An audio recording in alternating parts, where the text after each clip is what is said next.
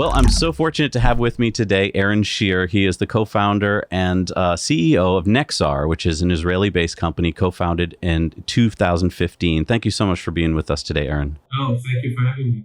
So, okay, you guys make dash cams. All Teslas have dash cams now. So can you tell us how this works? I mean, do you save to the cloud? And why is this so important? We do. We're creating a line of cameras that aim to be the ultimate companion for you as you drive. And that means, of course, recording a beautiful video, but it also means saving to cloud important events. It also means capturing key events like collisions and using AI to reconstruct and give you all the information. It also means connecting you with your family when they're on the road. And it means a whole set of things that you should expect from a connected, smart, AI-powered camera in 2021. And that's what effectively we're trying to deliver. Interesting. So I guess a use case would be that if I get into an accident or a family member gets into an accident, what happens? Okay, so it starts when you start driving, right? Like if you gave permissions to your spouse to know about your drives, then when you start driving, we detect that you started driving. We start recording, obviously, as a camera. We start analyzing your ride, both the video and the sensor data. And we notify your spouse that you started a ride. Now, if something happened, for example, you got into a collision, then we'll capture that event. We'll detect that you got into a collision, again, through using the sensors, running the AI models and detecting that. And then we will capture that event 20 seconds before, 20 seconds after. We will immediately upload it to the cloud. So no matter what happens to the camera, to the car, whatever, you will have the evidence stored for safekeeping. We'll give you all kinds of additional features like sharing and creating an insurance report and all this kind of stuff. And we will also notify your spouse about that event and allow her to take action, whether it's to call emergency response, whether it's to call you, and whatnot. This is true in the family context. It's also true, for example, for a fleet context, right? Like if you're a driver in a fleet and there is some relationship between you and the fleet owner or fleet manager or stuff like that. So this is an example of a use case that uses the fact that the camera is connected. B, it uses the fact that the camera is smart and can detect event.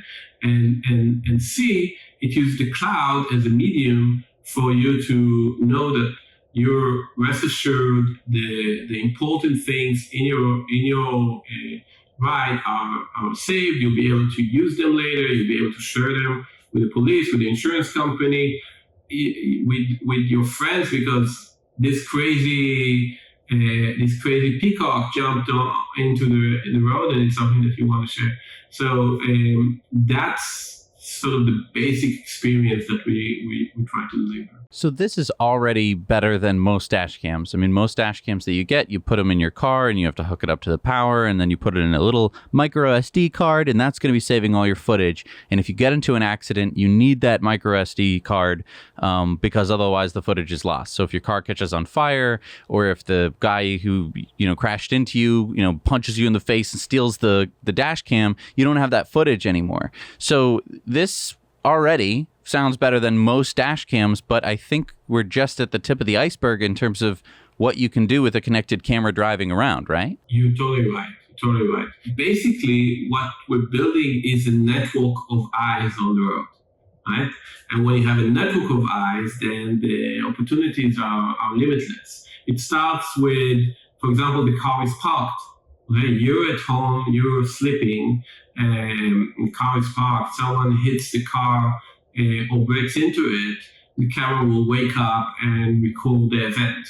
right? So that's just the beginning. But then what you want to do beyond that is think of this swarm of vehicles that are connected to you and you're connected to them, and ask, okay, how can the network deliver value to the individual? It's a bit like the Three Musketeers, if you remember them.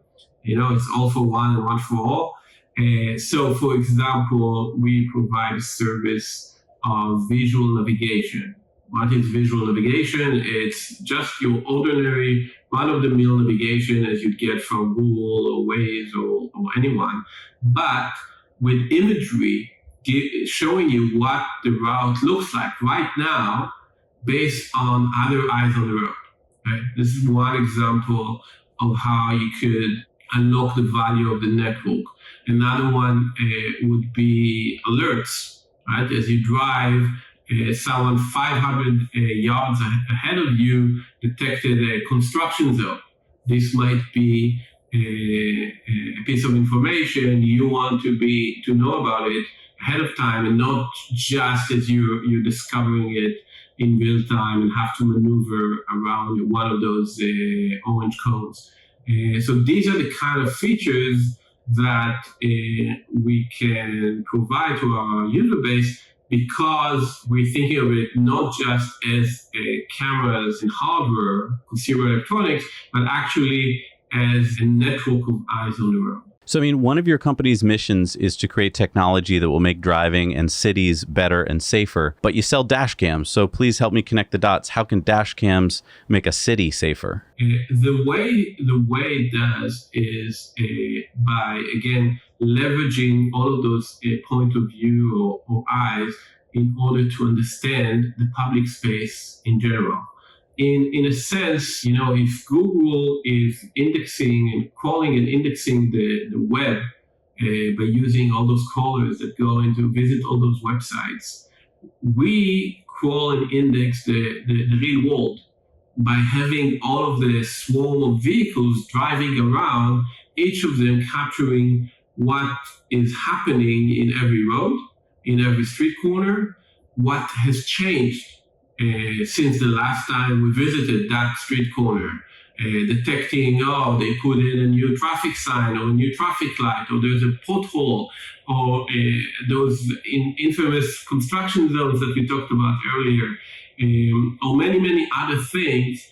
In a sense, we have built this network of cameras and eyes as a way to quantify change in the real world. And that's how, doing that, collecting this data, anonymizing it, aggregating it, packaging it in a way that delivers value, allows us to meet that promise, allows us to provide cities, allows us to provide mobility companies and mapping companies with the most up-to-date information so that they can take the right action when needed. I was just watching Andrej Karpathy, the head of AI for Tesla, on his conference presentation. And he got to a point in his presentation where he said, look, guys, we're not like Waymo. We're not going to map the entire world. We're going to drop our cars in and they're going to be able to figure things out from there. That's harder to do, but then we don't have to do all this hard work of mapping the world.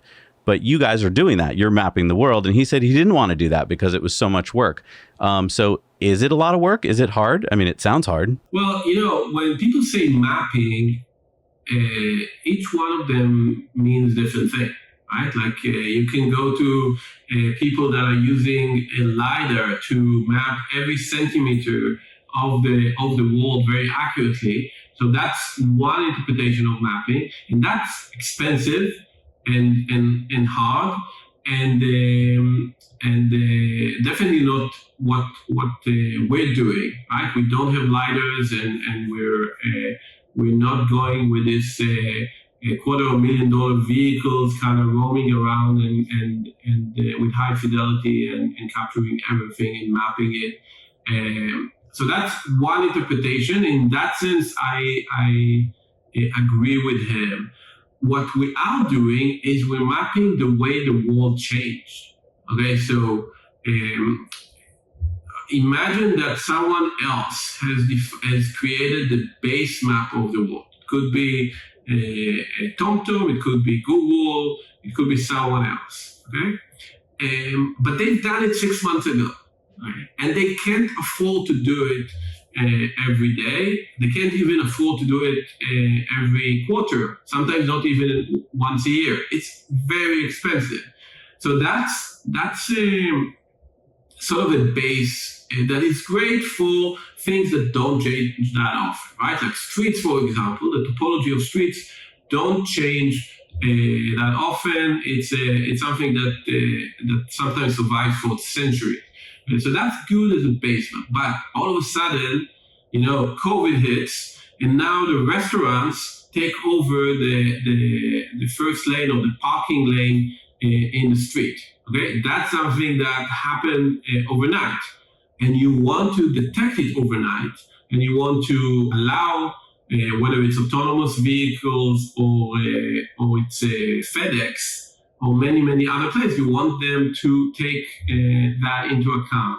This is what we're focused on, not in creating this millimeter accuracy base map of the world, but rather in creating the fresh look and the up-to-date look of what has changed over the last month, week, day, hour, or minute. Now, haven't I seen this in a movie before? Like, didn't Batman, say, I need to turn on the network. I need to see where the Joker is. And didn't, Lucius Fox or whatever go like, I'm not going to let you do that. You can't. That's unethical. Isn't that exactly what we're talking about here? Like, can't you track people walking around a city and know exactly where they are at any time? So, with great power comes great responsibility. That's right? Spider-Man. So, exactly. Technology allows you to do many things. And the question is, what do you choose to do with technology? We have chosen to use our technology, our network of cameras for what I think is benevolent use cases that specifically do not include any form of tracking either of the users themselves or any third party that is around. That means that we actually have to say to many use cases, hey, you're not allowed in our sandbox. You're not allowed in this game. It means that we need to blur faces and we need to blur license plates. It means that we need to do some crazy AI stuff like, for example, switching dashboards between vehicles so that even if you're super clever and you try to do things like differential privacy, you won't be able to even know that two images are coming from the same source. It means that you need to detect when someone left his driver's license on the dashboard and he's driving at night and it reflects on the windshield. So you want to detect that and remove it, and many other things. So we made a choice when we started Nexar to think of privacy not as an afterthought, but rather as a foundational principle. And we think that there is a massive business that you can build not by telling others about the actions of individuals, whether the others are an advertising network or the police or the city parking enforcement. That's not our business, and we're not interested in doing that.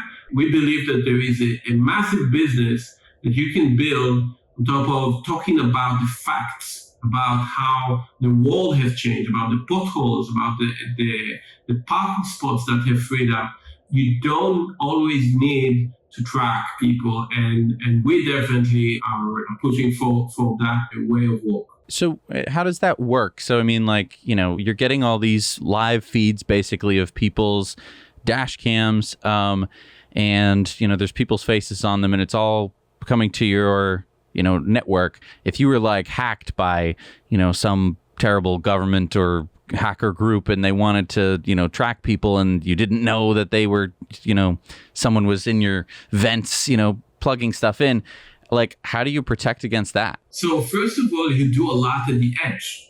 We are at the edge of the edge, and actually Nexar was formed.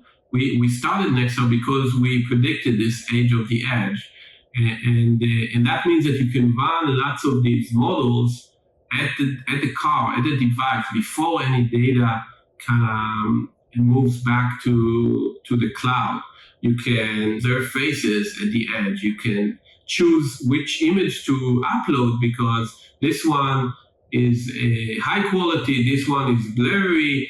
You can do that at the edge. There are lots of these actions that you can take even before you start aggregating data. So that's one sort of defense mechanism that is actually quite powerful. If you don't have the non-anonymized data, you cannot, even if you're hacked, it won't really matter. The other thing that we're doing is we're creating a Chinese wall between your personal account and all of those kind of what we call shared memory, shared facts about the world. These are two distinct clouds in our system. In the personal account, we behave like your Dropbox. You and you alone have access to all of the video, the raw video of your rights, and you alone can decide whether to share it with someone or delete it or anything else. Now, is there a risk of hacking us, that personal account? There's always a risk. It is similar to someone hacking Dropbox or hacking Google Drive or any other cloud solution that is your personal account. It's something that we take very seriously, and we work on being as protected as possible. But that is the scope of the problem. In the other side, where we're talking about the world, the data that is there there's no way of pulling back from it any kind of PII. And that is a very important principle in the way we engineer things. Now, speaking of these good uses of your cameras, you just mentioned parking spaces. And I believe earlier this year, Nexar demonstrated for the first time that crowdsourced data could identify available parking spots. So can you tell us how your dash cams can tell others about an available parking space? Yeah, it's actually pretty cool.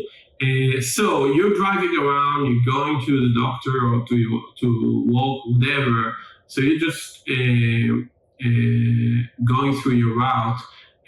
As you do that, you're passing all kinds of free parking spaces, free parking spots. Now, the edge models that we have developed that are deployed in the camera, in the car, are looking for those. And when they detect one of those, they say, okay, I got myself a candidate, I got myself a winner here, and basically they send out this metadata information with the location and everything to the network. And basically what's going on at that moment is this metadata is going through a new protocol for sharing information in real time about the world to all the other agents, all the other players that are in this network. It could be other vehicles, it could be the road authority, it could be you walking the streets with an app that is compatible. And immediately you get that information, right? So then you can say, okay, this is actually close enough to my destination. I want to suggest that to my user as a potential parking spot. So let me get this straight, because I was reading the study. There was 36 active taxis that were using your cameras. You were able to detect about 30 parking spaces per driver per hour. So over 250,000 spaces per month. I mean, I read that one driver could detect 219 parking spots daily. Basically, what I read was that each taxi driver was finding a new spot every 8 seconds or 9 seconds. But here's the interesting part to me was it took about 90 seconds for this data to get to, say, me, who was looking for a parking spot. And when I heard that, I was like, wow, it's amazing how fast these taxis can find the spots but then why does it take, a minute and a half for it to get to me? Is that amount going to drop over time, or is that just because you're, Wi-Fi speeds and stuff like that? No, that's definitely gonna drop over time. That was as a POC, we optimized for improving the technology rather than for performance. We're actually now in the process of deploying a similar project in New York. Only instead of with 50 drivers, we're talking about thousands of drivers. And there already, there'll be a full usage of the Nexar stack. And that will mean that this protocol will run at something that is lower than 500 milliseconds. And so within less than a second, you'll be aware of any new detection. Oh, wow. Wow. Now, this has pretty big implications for cities. I mean, there's some stat somewhere it's like 30% of all traffic in cities are people just looking for parking spaces. Yeah. And every time I drive into Boston, I can attest to that. I'm just like driving around again and again and again. And, I'm contributing to the traffic when I'm doing that. But if I knew where a parking spot was and I could just quickly pull off the road, you're dramatically reducing the amount of traffic on the road. So this is huge, right? Yes, you're totally right. But it also is huge for other players. Think of FedEx or Uber. They optimally want to direct their drivers to a curb that is open. Right? They don't want their driver to drive around the block looking for the piece of the curb that is open in order to stop for a couple of minutes to drop a package or to drop a passenger. So they are very interested in that. Think of car OEMs. The biggest threat today for car purchases in urban settings is not the other competitor. It is whether or not I'm willing to buy a car in the first place. And one of the reasons not to buy a car is I can't have it with this headache of parking. So the car OEMs have a strong incentive to alleviate some of this challenge. And then, hey, you buy a Ford, you buy a Toyota, we have this service that will actually guide you to the closest parking. And so you don't have to worry about that when you buy a car. Now, you have another service called Road Inventory. Tell us what that does. Well, Road Inventory, if you remember what we said in the beginning when we're talking about change, Road Inventory is basically quantifying that change in a way that people in the profession understand. It means capturing every sign in the city and putting it in the right location on a map. And then when someone scribbles on it and notifying that, it means putting every pothole in the right place, every traffic light in the right place. The industry has a funny name for it. They call it road furniture. Right? So if you talk to kind of city planners, road planners, etc., they will say, okay, so we have this road furniture, and they will mean all of these kind of static objects that the city or the state are liable for. Even pave marks. I don't know if you guys saw last week we announced a partnership with a company called Linksy in the US. Linksy has a product called Paver, which basically identifies locations where the pave marks on the roads have faded away. That's a super important use case for states because they are liable for that. If you get into a collision because the solid line on the road got faded, you can sue the state and they are liable for the repercussions of that collision. So knowing about that and fixing it is an important incentive, both from the perspective of liability, but also from the perspective of reducing collisions. And through our partnerships, we can provide this new type of road inventory. So in essence, when you put it all together, this is about mapping the change in the world and making it accessible to cities, to states, to mapping companies, to all of these different agents that are interested in what's happening in the world. Because, I mean, when I started thinking about this, I was like, oh, well, clearly, down at the town hall, they have some piece of paper on it and it's got all the signs are. But of course, Larry, who's putting in the sign, doesn't, he's not down to the foot going like, all right, it's got to go right here. He's not, scribbling that down on a piece of paper and it ends up down at town hall. And so, yeah, I mean, all of this different stuff. And then it gets hit by a truck. All of this, you don't know about until you know about it. And so it's either a concerned citizen who writes in or it's this, which is going to be way up to date, way faster. Is there any other use case? I mean, Yeah. Like what? I can give you use cases that are thrown at us from now until tomorrow. But I'll give you some that surprised me, right? Maybe start with one that didn't surprise me, guardrails. Okay, some truck hit the guardrail, continued, didn't report it to anyone. No one reported it. It's just some curve on the highway, super dangerous. The state doesn't know about it. The city doesn't know about it. That's a sort of a classic use case. But here's one that is not that classic. Think of trees. Okay, knowing the canopy of trees turns out to be something, the size of the canopy of trees turns out to be something that is very important for some municipalities. Take, for example, the city of LA. Right?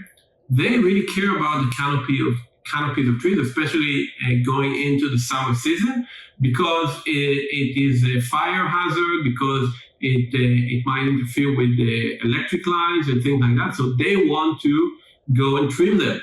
But they don't know, and no one tells them, and it's really hard to manually go tree by tree in the county of LA and figure that out. So there are all these kind of use cases that honestly, when we started Nexar, and even as we went along, we didn't think of, and they keep on coming out of the woodwork.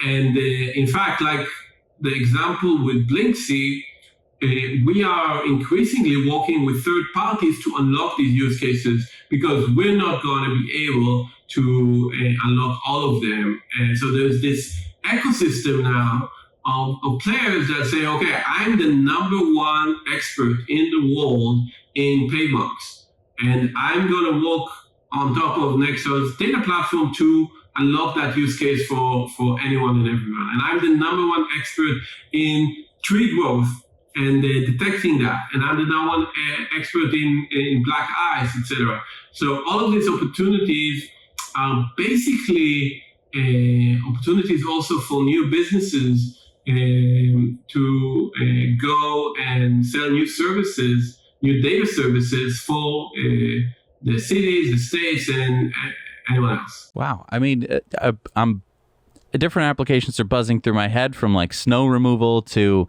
well, I mean, there's that building collapse down in Florida, and everyone's like, how did this happen? Could you have pulled from your data set like years and years worth, not now, but, say this had happened, 5 years from now, could you have been pulling like images of structural parts of the building? Because, there's like a parking lot under there. If one person had an XR camera and had been driving back and forth every single day, you could maybe see the deterioration of those pylons. That's a really, really great idea. You could also detect things that are a higher level, like, for example, gentrification. Think of a neighborhood that the buildings, come down and come up, new development, etc. How do you track that today? You can't do that through Google Street View because that's like 3 years old and only have very limited snapshots, right? But if you're someone that care about this, whether you're a real estate investor or whether you're like a social activist or whatever, in order to do that, you need to collect a lot of data and analyze it, and that's something that is truly hard and what we're enabling. The opportunities are truly endless, I agree. Well, so I mean, with Google Maps, I mean, they have Google Street View, and sometimes you see the cars, or actually sometimes you see the reflection of the car in Google Street View, so you know what it looks like. And I mean, it's super useful when it's accurate, because it's like, oh, that's the banana place we wanted to go to. Or like I play a game called GeoGuessr, and it uses Google Street Maps, and then you can know where you have to guess where you are in the world. But it's always out of date. Like it's hardly ever like, oh wow, this was taken last week. You were talking about taking an amalgamation of data from your cars to help with road furniture and trees and stuff. But could I just be looking at the street? Yes, you can actually. We even have a demonstration of that on our website. There's an application called Nexar Streets that you can find at streets.getnexar.com that allows you to stroll around Chicago and experience what it means to see it recently, and compare it to what Google Street View gives you from like 2 or 3 years ago. So that's one use case. We have I actually hacked it a while ago. I was booking an Airbnb, and I was interested in seeing the surrounding area. And when I was looking at it at Google Street View, it was pretty old.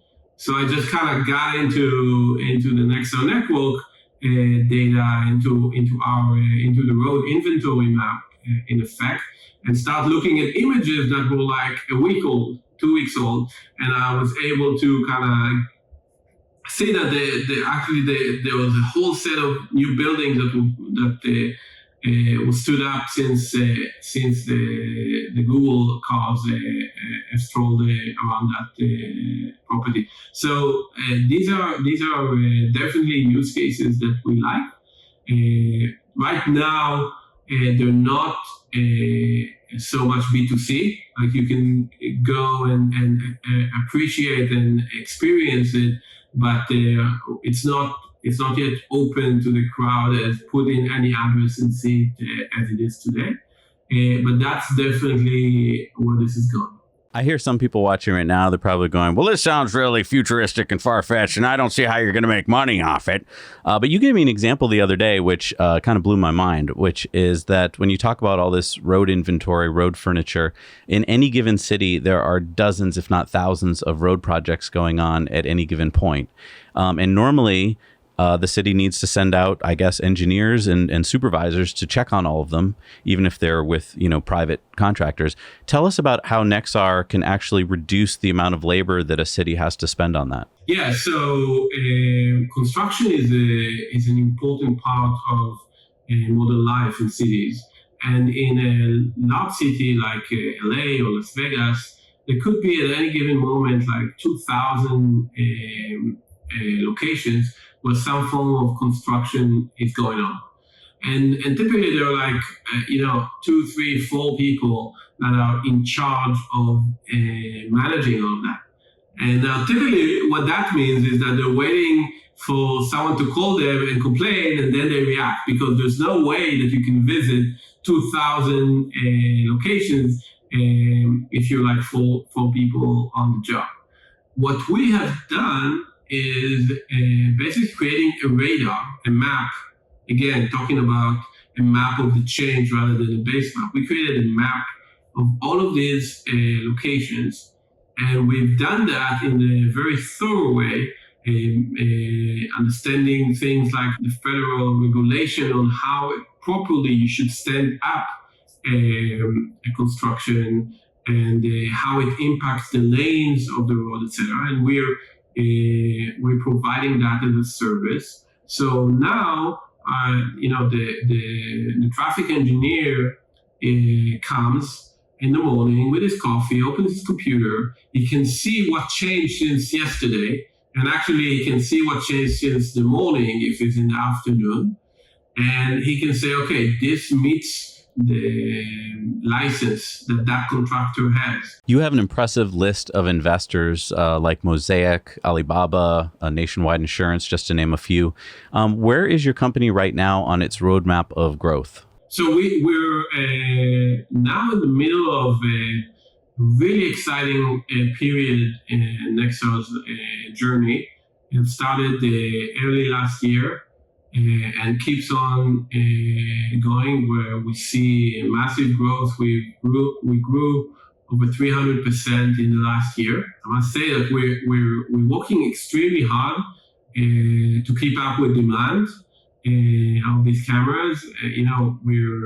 As we speak right now, it's the end of the quarter. We already sold out, unfortunately. We won't have cameras in some of our models until next week, which is definitely something that I'd rather we'll have all the supply to deliver to our customers, but at the same time, it's really exciting to see the acceptance rate and the interest of people. In general, we see this as part of the whole trend of in the Main Street American public of being more aware of cameras as an important part of their life on the road. I'm happy to report that today Nexar is the number one direct-to-consumer brand in the US. I'm really excited about that, and we're just getting started. And so where can people find Nexar cameras? Because it sounds like this futuristic technology. So the easiest is on our website. That's typically where people find us and purchase, and it's very easy and simple to do. We also have some of our partner camera producers selling cameras in the likes of Walmart. You can find Nexar cameras in thousands of Walmart branches if you prefer to feel it in your hand before you buy. You can find us on Amazon. Basically, wherever you'd imagine you'll find a modern consumer electronic device these days. Now, potential investors who are watching right now who might be getting a bit excited and maybe want to, interested in investing in your company, is it possible for them to join you? Are you possibly going to have either a crowdfunding round or maybe an IPO at some point? So crowdfunding is not in the books at the moment. We definitely are hoping to get to a place where we'll do an IPO in the next few years, because we're looking to build a large, important company that will last for a long time and help millions of people stay safer on the road. I think that will take time to get to, probably another 2-3 years until we decide to go for an IPO. In the meantime, we're really enjoying the ride, and I'm very approachable. If someone is looking to reach out, you can find me on Twitter or LinkedIn or all the other places. I would be amiss if I didn't ask you about Tesla self-driving. You're in this field. I mean, you're in vision, you're in AI. Elon is he's very excited to hopefully roll out full self-driving any day, right? It's always 2 weeks away. What are your thoughts? Do you think that this is something that is just down the road? Do you think it's not going to happen? Give us your thoughts on full self-driving. So I'm on the record. I have articles from 2017 you can find on my blog that say that full self-driving, what's called level 5 in the industry, is not coming anytime soon. And anytime soon, I mean like a decade. And one of the reasons that got me to that opinion early on was the fact that we're collecting millions and millions of events, of harsh events, and we're seeing all of the edge cases that could happen on the road, long tail of cases. And it is extremely hard to develop a generic AI engine that can handle all of these situations. That doesn't mean that you won't see self-driving cars at all. You actually are going to see cars driving on their own autonomously in certain areas of the world, in certain situations, on the highway, in certain suburbs that are well managed. You're going to see that more and more. But this dream of using a self-driving car to navigate the path to Yosemite, I think that people typically tend to understate how difficult that exercise is.